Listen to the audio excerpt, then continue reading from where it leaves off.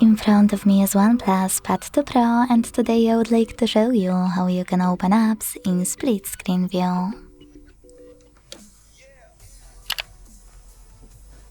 Begin by selecting an app you wish to use in this view and launching it. When you're ready with your app opened, you need to click on those three dots at the top of it. Then select Split View from the pop-up and tap on the second app.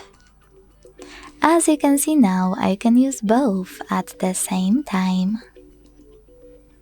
To go back from this mode, you can either hold this line in the middle and drag it all the way to the right or to the left. Then hit Home button, or you can access background apps like that and swipe both. Thanks so much for watching. If you enjoyed this video, don't forget to leave a like, comment and subscribe. Bye!